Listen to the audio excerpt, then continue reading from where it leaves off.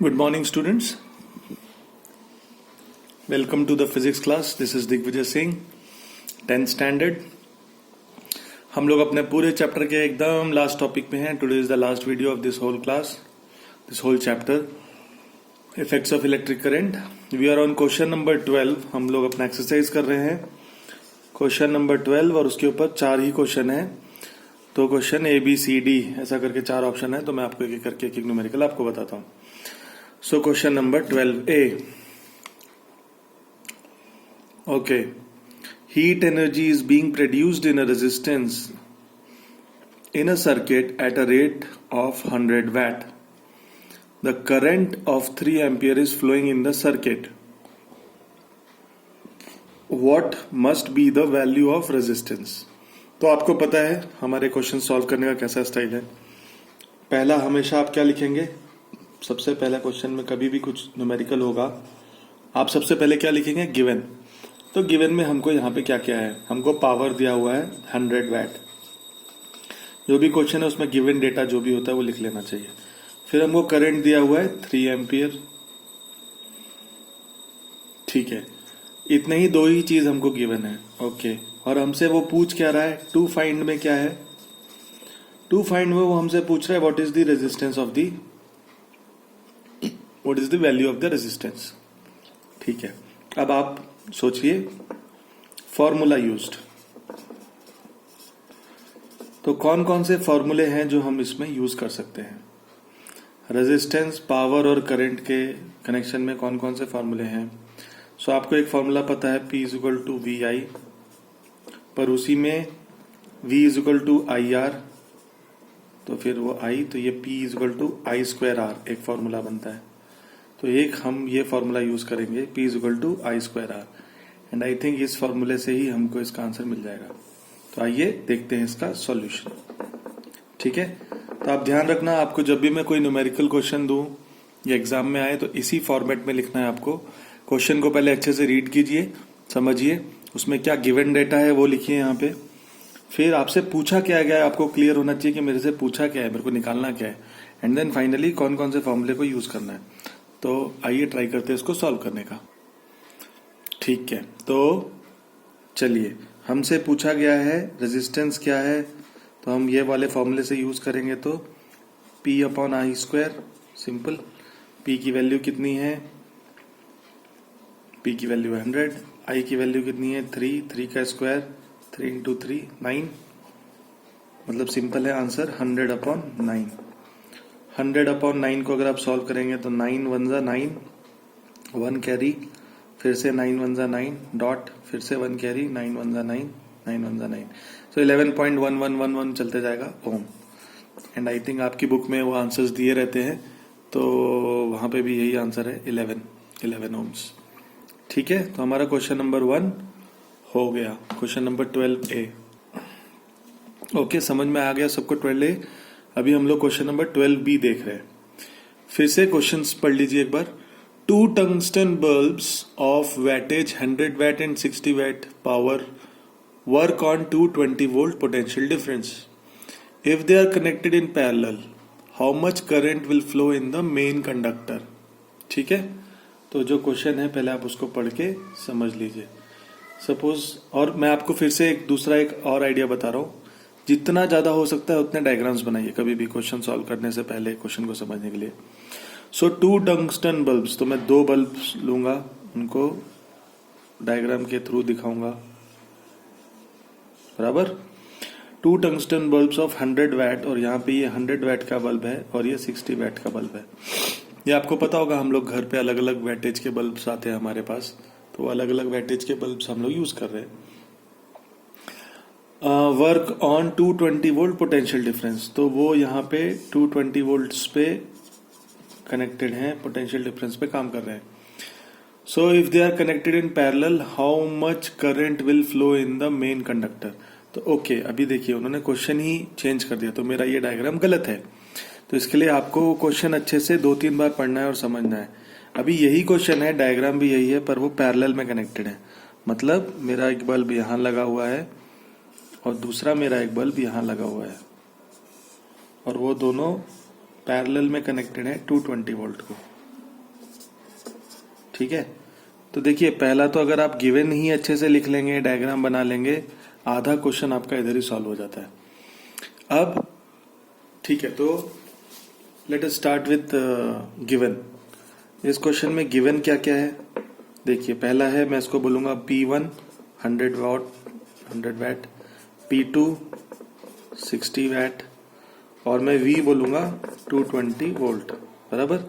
यही तीन चीजें हैं जो गिवन है, और तो कुछ नहीं ऐसा खास गिवन। ओके, अब मैं आपको बोलूंगा, मैं ये डायग्राम मिटा देता हूं, आप थ्योरेटिकली इसको याद रखिए।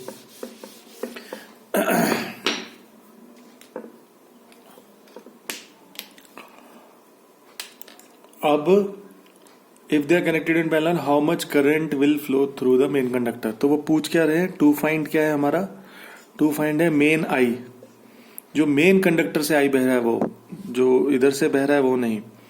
और फॉर्मूला यूज्ड कौन सा होगा, हम लोग कौन कौन से फॉर्मूले हैं जो लगेंगे इसमें शायद, तो देखिए आपको पता है इसमें पैरेलल के फॉर्मूले लग सकते हैं, इसमें सिंपल ओम्स लॉ लग सकता है, V equal to I R, ऐसे 3-4 तरीके हैं।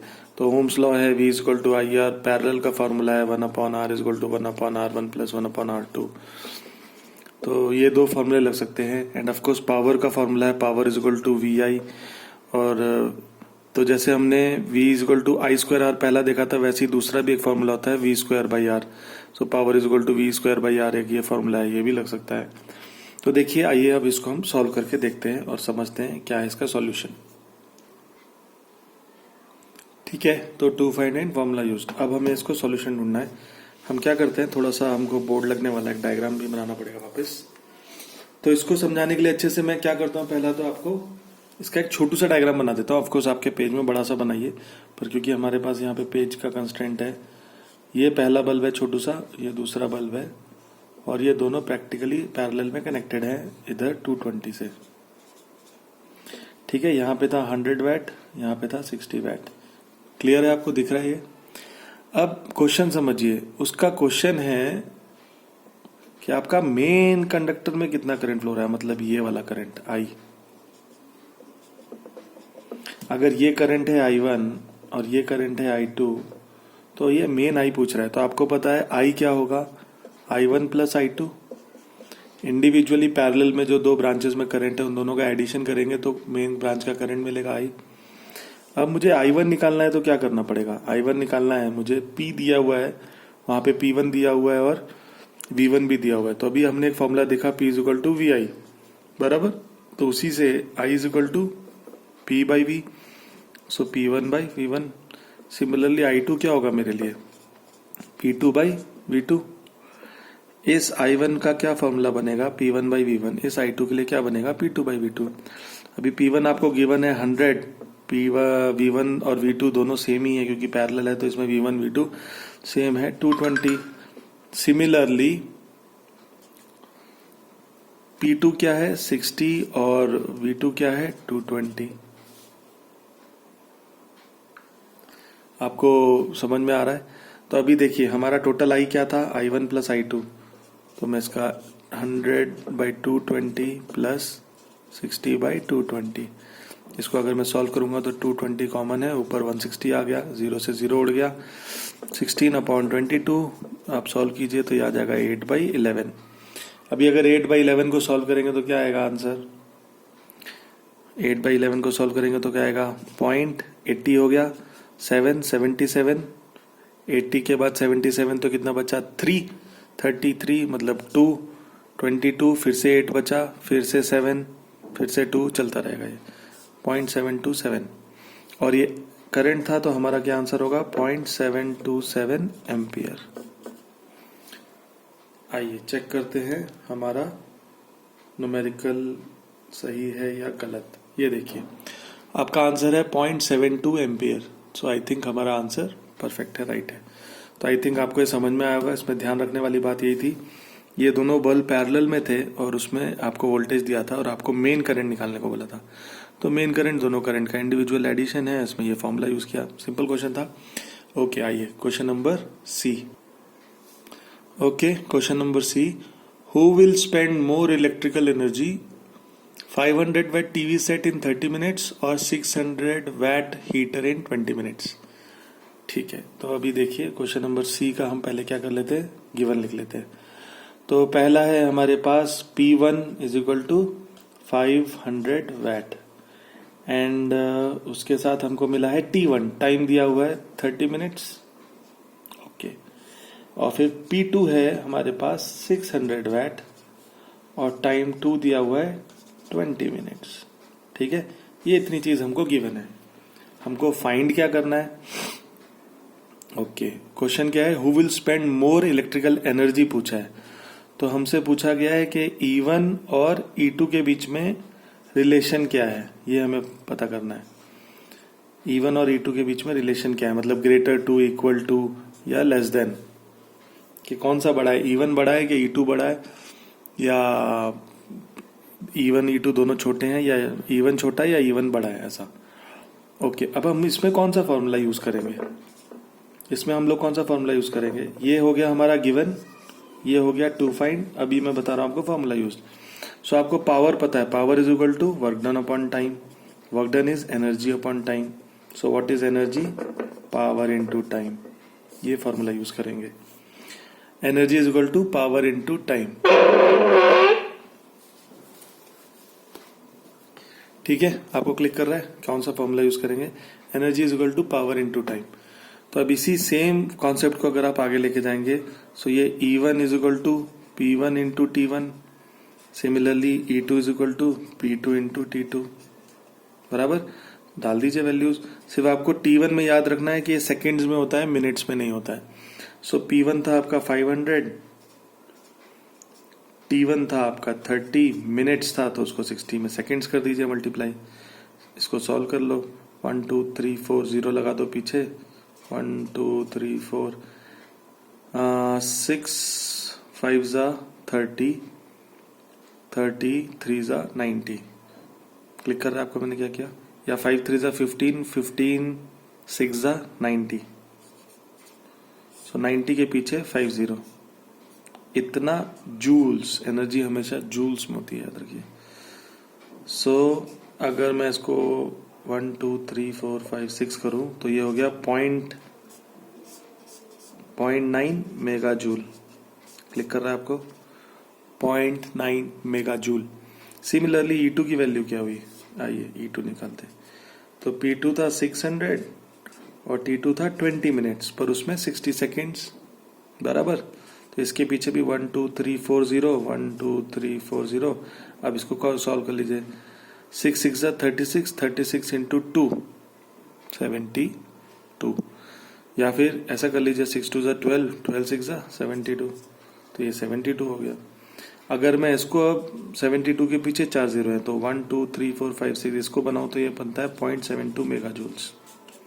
सो E1 है 0.9 मेगा जूल्स और E2 है 0.72 मेगा जूल्स। तो कौन सा बड़ा है, E1 बड़ा है, सिंपल, आपका आंसर मिल गया। E1 is greater than E2। सो जो E1 था हमारा, E1 क्या था मैं भूल गया हूं, टीवी था या, देखते हैं, आइए। ओके, हमारे क्वेश्चन में था who will spend more electrical energy.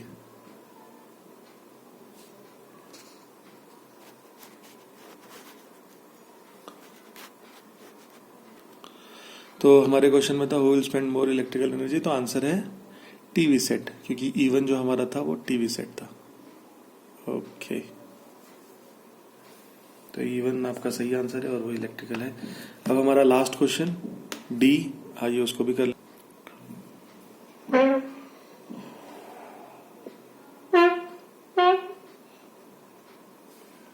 Okay, पहले हम लोग क्वेश्चन पढ़ लेते हैं।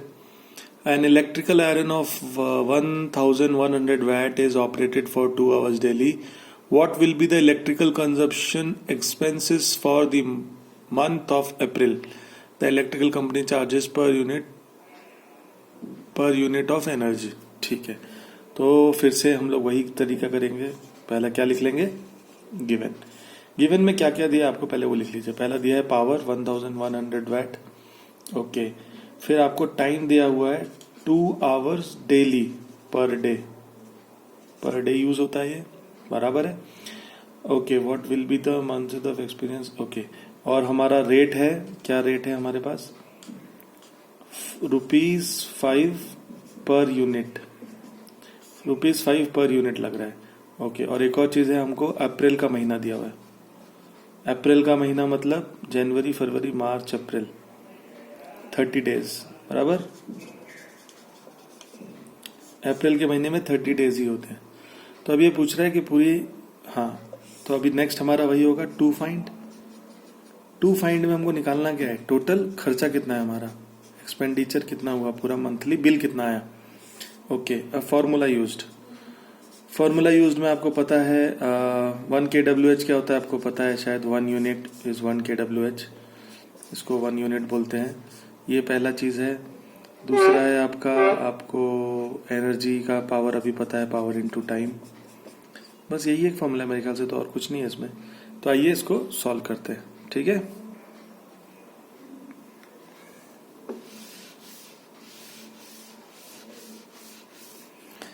तो देखिए, अभी अगर मैं इसका एक दिन की एनर्जी निकालूं, E1 बोलता हूं मैं उसको, 1 डे एनर्जी, तो वो क्या होगा, पावर इनटू टाइम। इसकी पावर है 1100 वैट इंटू 2 आवर, बराबर। अभी मुझे पता है वैट को मैं किलो वैट में बदल सकता हूं, कैसे, डिवाइड बाय 1000 करके। सो ये बन जाएगा 1.1 किलो वैट इंटू 2 आवर। तो ये मेरा आंसर आ गया 2.2 किलो वैट आवर। तो आपको ये पता होना चाहिए KWH भी एनर्जी का यूनिट है, ये पहले हम देख चुके हैं। सो 1 KWH जो है उसमें से ये KWH बनाना आना चाहिए आपको। तो जो चीज वैट में थी इसको आपने KW में बदल दिया, तो 1000 से डिवाइड कर दिया, तो 2 जीरो उड़ गए और एक डॉट यहाँ लग गया। और आवर तो आवर है ही हमारे पास, तो ये बन गया 2.2 KWH। तो एक दिन में अगर ये 2.2 KWH यूज कर रहा है, तो ये एक मंथ का था। एक मंथ में मतलब 30 डेज, तो एक मंथ में कितनी एनर्जी यूज करेगा, 30 इंटू 2.2। तो 0 से 2.2 उड़ गया, तो 3 इंटू 22 मतलब कितना, 66 KWH। आपको क्लिक कर रहा है। अभी आपको उन्होंने रेट दिया हुआ था कि इस KWH को ही बोलते हैं यूनिट, तो इसको हम लोग 66 यूनिट्स भी बोल सकते हैं कि 66 यूनिट्स उसने पूरे महीने में एनर्जी कंज्यूम की। तो अगर एक यूनिट के लिए उसका रेट था 5 रुपया, तो टोटल कितना खर्चा आएगा। सो टोटल बिल कितना आएगा, अगर एक यूनिट के लिए 5 रुपए था, तो 66 यूनिट्स के लिए कितना होगा, 66 इंटू 5, 6 5 जा 30, 3 कैरी, 6 5 जा 30, 3 कैरी 33। तो आई थिंक 330 रुपीज आएगा बिल आपका। तो हम लोग चेक कर लेते हैं इसको, 330 रुपीज।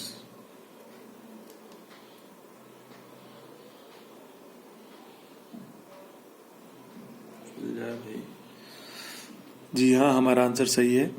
सो 330 रुपीज इसका इलेक्ट्रिकल बिल आएगा महीने का। तो आई थिंक ये सारे क्वेश्चंस आपको समझ में आ गए होंगे। पावर इनटू टाइम किया, किलोवाट में कन्वर्ट किया, KWH बनाए, KWH ही यूनिट है, यही हमारा फॉर्मूला था। तो अगर एक दिन का इतना है तो एक महीने का कितना होगा, और एक महीने का इतना है तो उसका रेट क्या होगा, 5 से मल्टीप्लाई कर दिया। Okay, thank you very much guys. तो मैं चाहूँगा कि आप ये चारों क्वेश्चन मुझे सॉल्व करके दिखाएं और ये होमवर्क मुझे भेजें मेरे पर्सनल चैट पे। थैंक यू वेरी मच, धन्यवाद।